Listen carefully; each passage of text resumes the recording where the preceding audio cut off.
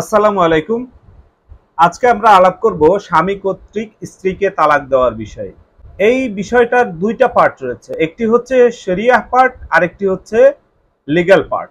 শরিয়া পার্টের ভিতরে বলা আছে স্বামী একজন স্ত্রীকে তিন ভাবে তালাক দিতে পারেন, সেটা তালাকে আহসান, তালাকে হাসান এবং তালাকে বাইন। তালাকে আহসান কি? তালাকে আহসান হচ্ছে স্বামী তার স্ত্রীকে তালাক দিয়ে ইদ্যৎকালীন সময় পর্যন্ত অপেক্ষা করবেন, সেটা হচ্ছে ৩ মাস। এই টাইমের ভিতরে যদি তারা আবার মিলে যান, তালাকটা আবার কার্যকর হওয়া থেকে বিরত থাকবে, আর এই টাইমটা পার হয়ে গেলে তালাক কার্যকর হয়ে যাবে। দ্বিতীয়টা হচ্ছে তালাকি হাসান। তালাকি হাসান হচ্ছে স্বামী তার স্ত্রীকে প্রতি মাসে একটি করে তালাক দিবেন এবং ৩টা তহুরে ৩ বার তালাক দেওয়ার পরে এই তালাকটি কার্যকর হবে। এবং সর্বশেষে রয়েছে তালাকি বাইন। তালাকি বাইনটা হচ্ছে ইনস্ট্যান্ট তালাক, যে একবারেই তালাক দিয়ে দিল মুখে মুখে, সাথে সাথেই কার্যকর হয়ে গেল। এই তালাকটাকে হযরত ইমাম আবু হানিফা রাহমাতুল্লাহ আলাইহি বলছেন যে এটা একটি গর্হিত অপরাধ, গ্রেট সিন, এবং বাংলাদেশের আইনেও এই তালাকটির জন্য জেল জরিমানার ব্যবস্থা রাখা হয়েছে। তাহলে বাংলাদেশের আইনে তালাক দেওয়ার পদ্ধতিটা কি সেটা আমরা জানি। মুসলিম তালাক নিয়ে ডিল করে মুসলিম পারিবারিক আইন অধ্যাদেশ ১৯৬১। এই ১৯৬১-র ৭ ধারায় তালাক নিয়ে বিস্তারিত বলা আছে। তালাকের ক্ষেত্রে সর্বপ্রথম যেটা হচ্ছে লিখিত নোটিশ প্রদান।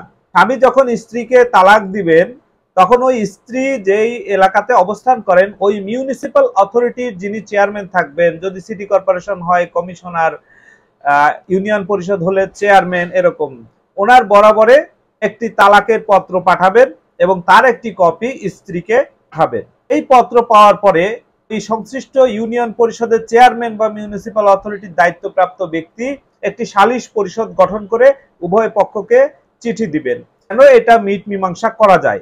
এটি হবে তালাকের নোটিশ পাওয়ার ৩০ দিনের মধ্যে। কার নোটিশ পাওয়ার? ওই মিউনিসিপাল অথরিটির নোটিশ পাওয়ার, নট ওয়াইফ। এখানে যদি কেউ বলে আমি তালাকের নোটিশ রিসিভ করিনি, আমার তালাক কার্যকর হয়নি, বিষয়টা তা না। তালাক কার্যকর হবে চেয়ারম্যান যেদিন থেকে রিসিভ করবে সেই দিন থেকে ৯০ দিন, সেদিন থেকে ৩০ দিনের মধ্যে একটি সালিশি পরিষদ গঠন করে সমাধানের চেষ্টা করা হবে।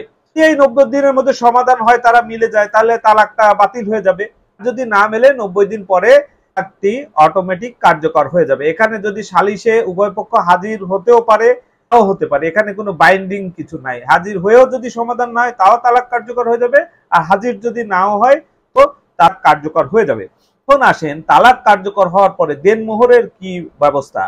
পারিবারিক আইন অধ্যাদেশ ১৯৬১-র ১০ ধারায় বলা হচ্ছে যে দেনমোহরটা হচ্ছে স্ত্রীর অধিকার, এটা প্রথম দিনই স্ত্রীর প্রাপ্ত। সুতরাং এই দেনমোহরটা দিয়েই তালাক দিতে হবে স্বামীকে, এটা কোনো ব্যত্যয় নাই বা এটা থেকে মাফ পাওয়ার অধিকার সুযোগ নাই। ইভেন স্ত্রীও যদি তালাক দেয় তবুও স্বামীকে দেনমোহর দিতে হবে। এবার আসেন ভরণ পোষণ। ভরণ পোষণের ক্ষেত্রে দুইটা পোষণ, একটা হচ্ছে স্ত্রীর ভরণ পোষণ, একটা হচ্ছে বাচ্চা কাচ্চার ভরণ পোষণ। স্ত্রী তালাকপ্রাপ্ত স্ত্রী তালাক প্রাপ্তি থেকে ৯০ দিনের ভরণ পোষণ পাবেন। এর যে সন্তান সন্ততিরা এরা সাবালক সাবালিকা হওয়া পর্যন্ত ভরণ পোষণ পাবেন। এবার বাচ্চারা কার কাছে থাকবে তালাকের পরে?